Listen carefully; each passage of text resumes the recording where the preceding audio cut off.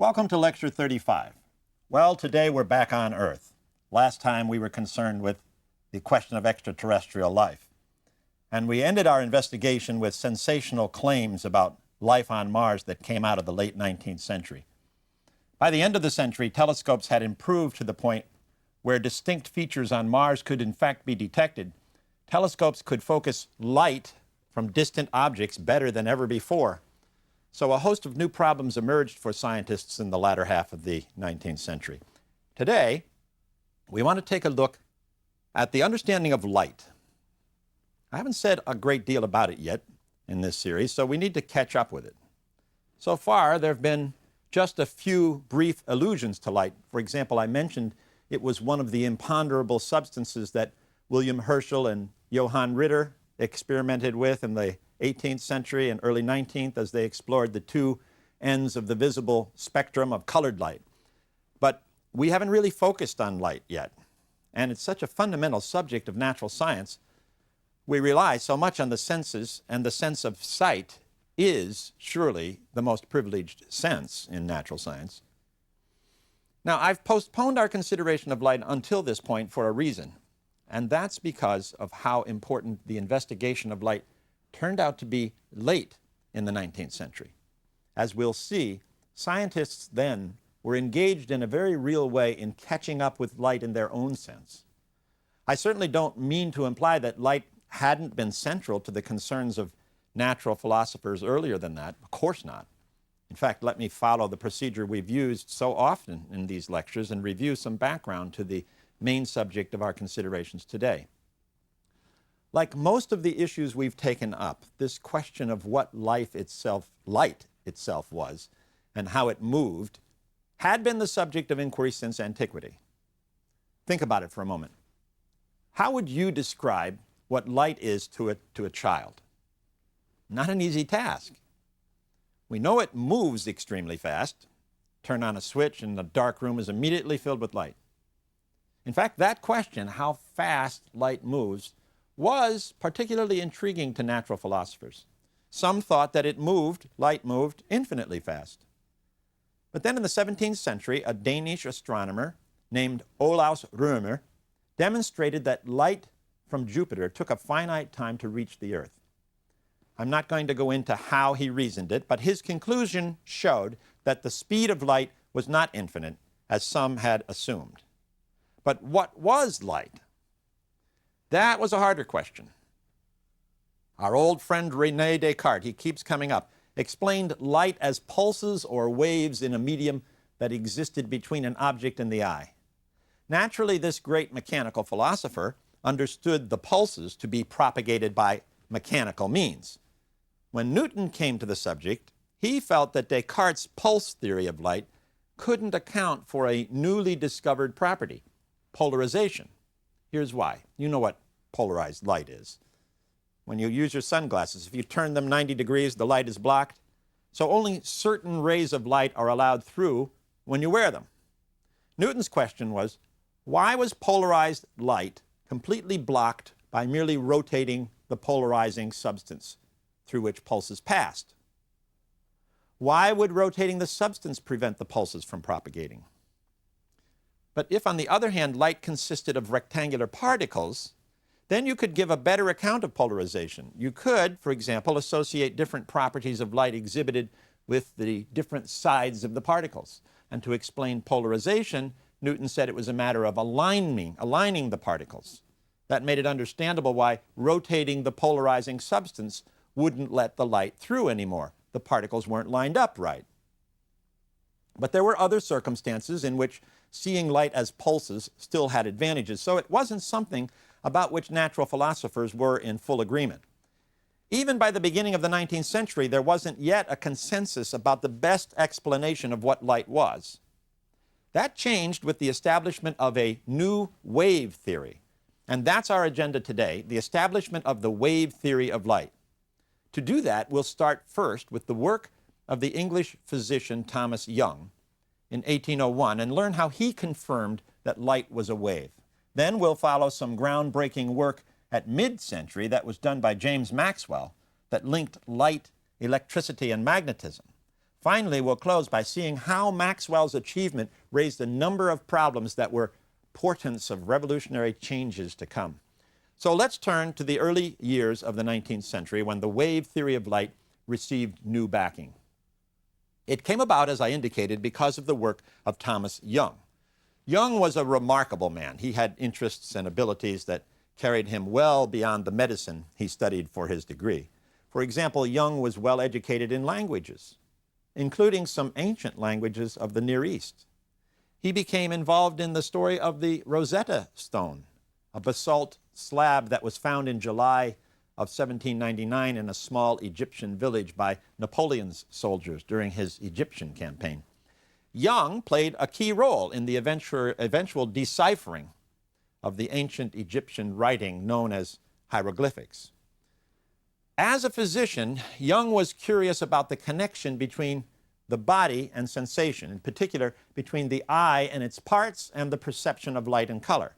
Young proposed an idea which was elaborated on later in the century by Hermann Helmholtz, that there are three fundamental sensations of color: red, green, and blue, and that there are three different receptors in the eye, each sensitive to one of these three colors.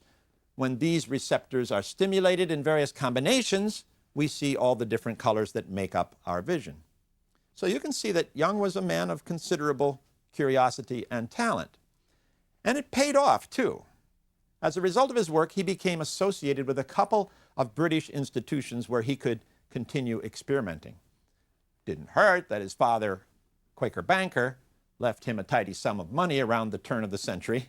So when his London medical practice was but 2 years old, that was in 1801, he received an appointment as a professor of natural philosophy and set out to conduct his own experiments on light.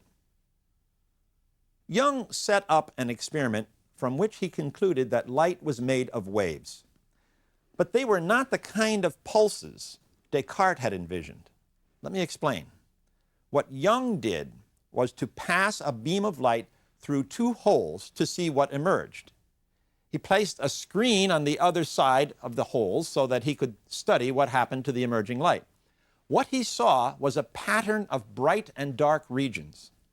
Now, that didn't make a lot of sense if Newton's idea of light being made of particles was correct. In that case, wouldn't you expect to see two bright spots corresponding to the two streams of particles that made it through the two holes? So how to explain the pattern of dark and light that he saw?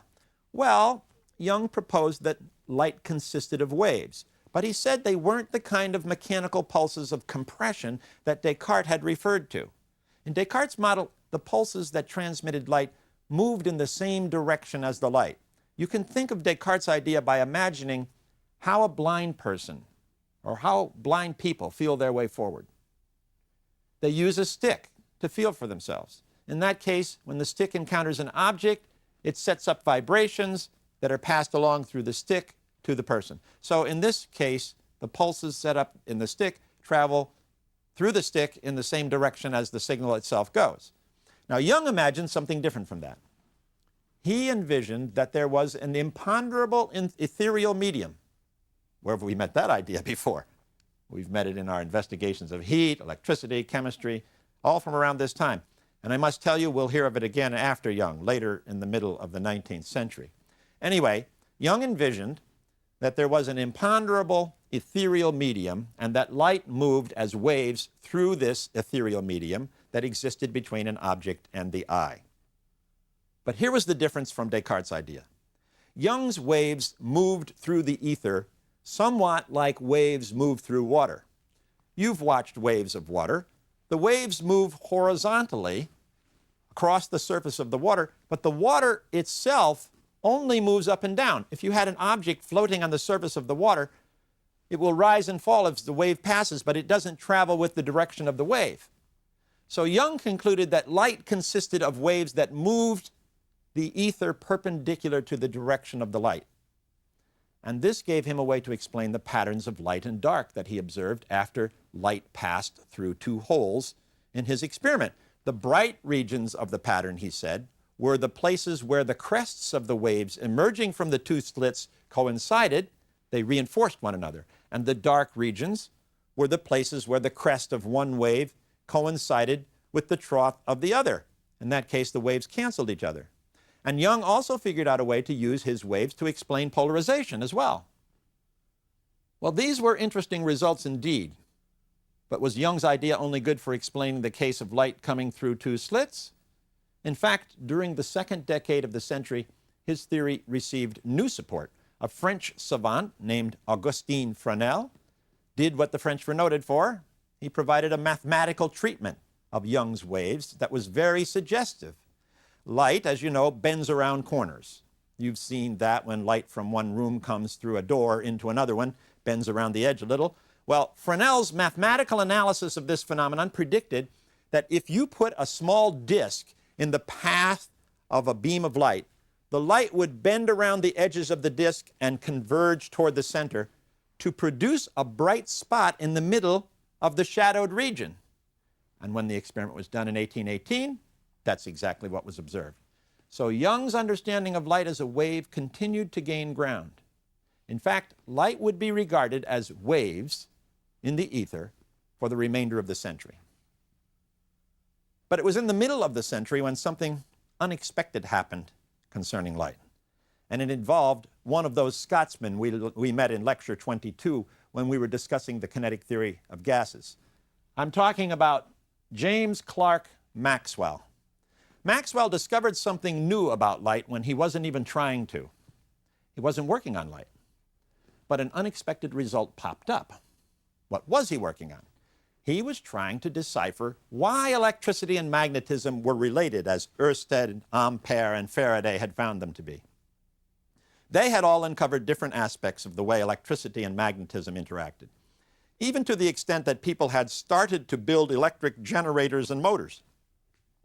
But the British scientists were not yet willing to buy into Ampere's explanation of electrodynamics as the last word on why electricity and magnetism behaved as they did. We met the basics of electromagnetism back in lecture 26. Recall what Ørsted discovered, that a current-carrying wire deflected a magnetic compass in its vicinity with a force that seemed to act in a circle around the wire. Ampere, who described the forces involved mathematically, came to the conclusion that just as static electrical charge exerted force, moving electricity could exert force too. So in his view, magnetism was just electricity in motion. But the non-mathematical Faraday took a simpler, more intuitive approach to the subject. He visualized curved lines of magnetic force acting around a wire. He then found a way to produce electrical current by cutting magnetic lines of force. Scientists like Faraday figured out how to manipulate the intimate relationship between electrical and magnetic force to get one from the other. So there existed these competing approaches to the understanding of electromagnetism.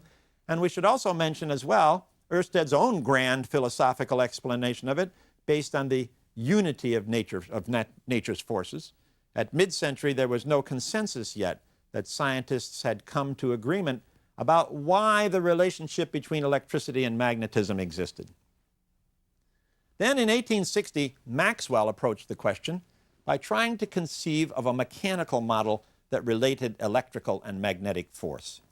He visualized the relationship between electrical and magnetic force in a current-carrying wire as a mechanical interaction between parts of an ethereal substance. I told you we'd come back to the ether again. Here's what he did. He postulated that the ether penetrated into the wire and that there were rotating vortices or eddies in this ether. And then he imagined that these vortices were separated by tiny spheres rotating in the opposite direction to act as ball bearings between the vortices. French hated this kind of thinking. It reminded them of an English factory with wheels and pulleys and ball bearings. To them, it was too dependent on imagined entities. But it was the way the intuitive British mind worked, in this case, Maxwell's. Now, Maxwell let these circular acting magnetic forces be represented by the rotating vortices of ether, while the electrical charges were represented by the little ball bearings. And now came the payoff. Since the system was interlocked, if you rotated motion in the ball bearings, it made the vortices turn. Likewise, if you turned the vortices, the little ball bearings had to turn. Electricity and magnetism had to occur together.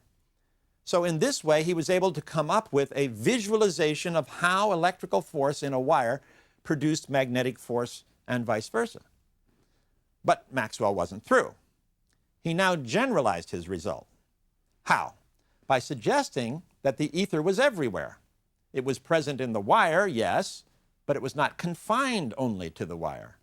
And wherever the ether was, it had vortices and ball bearings, not just when it penetrated the wire. This implied that just as rotating magnetic vortices produced electrical force in the ball bearings of the ether in the wire, they could also do so in regions of space where no wire was present. In space, these changes produced electromagnetic waves that traveled through space and appeared as a real current if a wire or a conducting substance of some sort was encountered. Well, Maxwell may have appreciated the intuitive approach of the British, but he also happened to be a superb mathematician. So he proceeded to depict his mechanical model in a series of mathematical equations. And when he did, his model and the equations that came out of it contained several revealing implications. First of all, the equations depicting the model were of a particular kind. They were what we call sinusoidal equations. What are sinusoidal equations? They're equations that describe waves. Maxwell's equations were wave equations. And further, his theory predicted that these waves shared properties of light waves. For example, the waves that came out of his model for electricity and magnetism could be reflected and refracted by appropriate substances. But there was one implication that was truly startling, and that was what his theory predicted about how what we can call electromagnetic waves would travel. The implication was that they would have a speed of about 3 times 10 to the 8th meters per second. Fast, to be sure, but more than merely fast. This was the speed that a French physicist had recently calculated light to travel. On realizing this, Maxwell wrote, "We can scarcely avoid the inference that light consists in the transverse undulations of the same medium which is the cause of electric and magnetic phenomena." In other words, electricity, magnetism, and light all resulted from waves in the ether, the kind that Thomas Young had suggested back at the beginning of the century. This was remarkable. Well, did all this stand up? You bet. Developments after Maxwell confirmed that his theory represented a fundamental insight, although it took some time for confirmation to come. There were practical problems involved.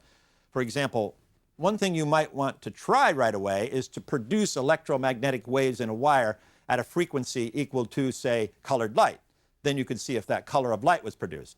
But in Maxwell's day, there was only a means to produce low frequencies, far below the frequencies of visible light. There was, however, another way of confirming Maxwell's work. In 1888, the German physicist Heinrich Hertz produced a frequency of what was becoming known as electromagnetic radiation that was less than that of visible light, but it was still helpful. Why? Because it could be detected, not as visible light. It was picked up in a receiving wire many yards away. Hertz had produced electromagnetic waves that he then propagated through space to a receiver. They were of a lower frequency than visible light. They're called radio waves. They were invisible, but Hertz's waves confirmed that Maxwell was right about his idea of a current that traveled through space. So now physicists could begin to explore the properties of this current at all kinds of different frequencies. And from this, the idea of the electromagnetic spectrum was born. Radio waves were low frequencies. Colored visible light had higher frequencies. The colors of light occupied a special region of increasing frequencies that ran from red to violet on the spectrum. Just below the frequency of red light was that of infrared. Just above that of violet was ultraviolet. And who knew what other frequencies of radiation there might be on either end of the spectrum known at the time? But as exciting as all of this was, Maxwell's theory, while incredibly successful, also introduced problems. The first occurred when two physicists, Albert Michelson and E.W. Morley, started unpacking the idea of the ether a little more. If this ether were out there, all pervasive as Maxwell had indicated, then the Earth was moving through it. Now, the speed the Earth is moving around the sun is pretty substantial. So Michelson and Morley attempted to confirm the relative velocity of the Earth through the ether in the 1880s. They assumed that the Earth created a wind as it traveled through the ether. That seemed reasonable enough. If you're in a convertible traveling down the road, you feel a wind, even when the air itself is calm. So to measure the speed of this ether wind, the Earth's speed relative to the ether, they came up with an ingenious experiment. Now, I'm not going to describe this experiment in detail here. If you want a terrific discussion of it, I highly recommend the one that Professor Richard Wolfson of Middlebury College gives in Lecture 6 of his wonderful course on modern physics for non-scientists here at the Teaching Company. And believe me, there's no one better at explaining the concepts of physics than Professor Wolfson. All I want to say about this experiment are the very basics, that to detect the motion of the ether the Earth relative to the ether, these two American scientists sent out two beams of light in perpendicular directions from the same source point, both of which were reflected back to them by mirrors after traveling equal distances. Now, when these beams of light recombined, they produced a pattern of interference. We saw interference happen in Young's double slit experiment at the beginning of this lecture. So they got this interference pattern when two perpendicular beams of light came back together. Now comes the ingenious part. They allowed this apparatus with the two perpendicular beams to rotate. Clearly, they expected the interference pattern to change as it rotated. Why? Well, the reason was that sometimes one of the beams would be going parallel to the ether wind, which meant that the other would be perpendicular to it. When the beam was parallel to the ether wind, it meant that the Earth's motion, which caused the wind, was moving in a parallel direction to the beam of light. And even though the Earth's speed as it goes around the sun was small compared to the speed of light, the apparatus was more than sensitive enough to pick up the effect the Earth's motion would have. When the beam was parallel to the ether wind, it was like a swimmer who moved with the current downstream and against it back. That means, to carry the analogy further, that another swimmer, the other perpendicular beam of light, went the same distance across the current. Now, I can show you, though I won't take the time here to do it, that it takes less time to swim equal distances across the current and back than it does upstream and back. But when Michelson and Morley put the apparatus in this orientation, so that one beam of light moved parallel to the ether wind and the other perpendicular to it, they got the same interference pattern they had before. In fact, the interference pattern never changed at all as the apparatus rotated. It was the same for all orientations. They had quite naturally assumed that the beams of light would behave like the swimmers in our analogy. The times the swimmers took were definitely affected by the current of moving water. If they swam with and against the current, it took longer than if they swam across it and back.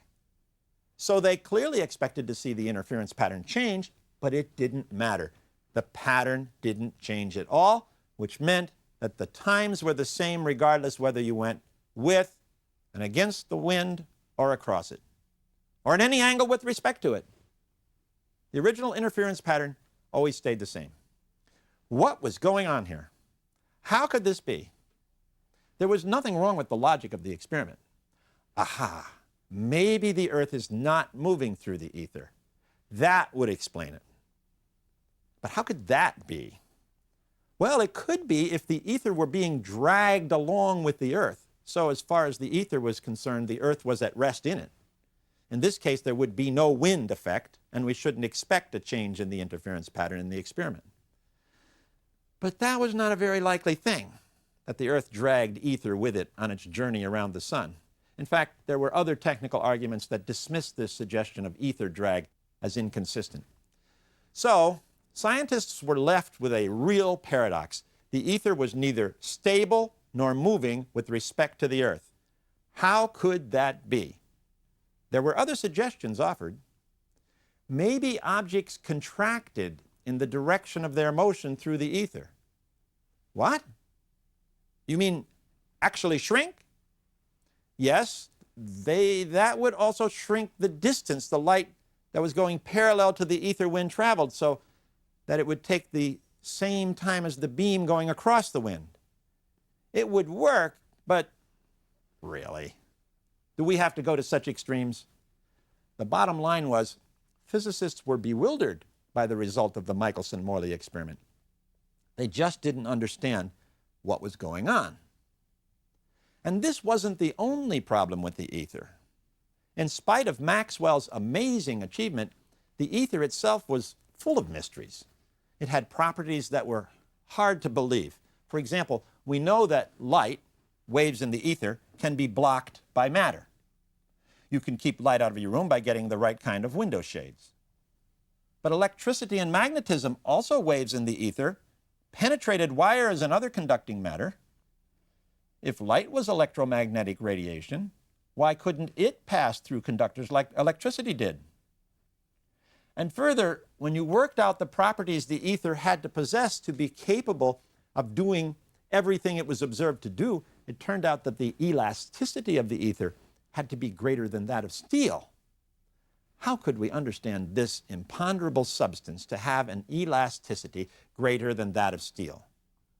This thing called the ether had brought a lot of things together. It produced the electromagnetic spectrum of radiation, and that would soon result in practical applications of things like radio waves. But it seemed to create as many mysteries as it did solutions. And remember, we're right smack dab in the middle of a period that was becoming known as the Age of Realism.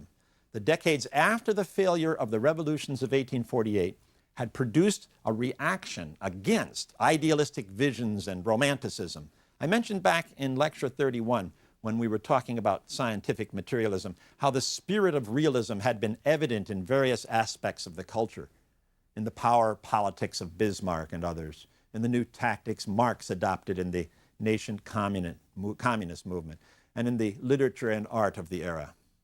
In all of these contexts, the focus was on what was thought to be hard-nosed reality. So for the physicists of this period, who were sympathetic to a mentality of realism, the overarching question created by the successes and paradox we've been describing was, is there really an ether with vortices and wheel bearings as Maxwell originally envisioned? Some stepped back from embracing the actual existence of an ether with all these strange properties. They argued that it was only a heuristic model whose intent was to organize as much data as possible into a coherent explanation, even if the entity on which the explanation was based was merely hypothetical and not real. This stance was hardly new in natural science. It had been around for a long time. A similar position had been taken by someone. Copernicus introduced the notion that the Earth moved around the sun. It was an idea that carried certain advantages, but Copernicus shouldn't be read to say that the Earth was really moving. Of course, the problem with this approach in, say, the case of the ether was, if it was only a heuristic model, then why did Maxwell's description of such very particular aspects of it work so well in explaining electricity and magnetism? It had, after all, uncovered the relationship of electricity and magnetism to light and other kinds of radiation. It's an old problem. How realistically should the scientist take the model? Well, I think you can see that the late 19th century was filled with conflicting tendencies. On the one hand, there was great pride in these tremendous successes. On the other hand, there were puzzles galore that came about because of the techniques that had been used in making these impressive successes.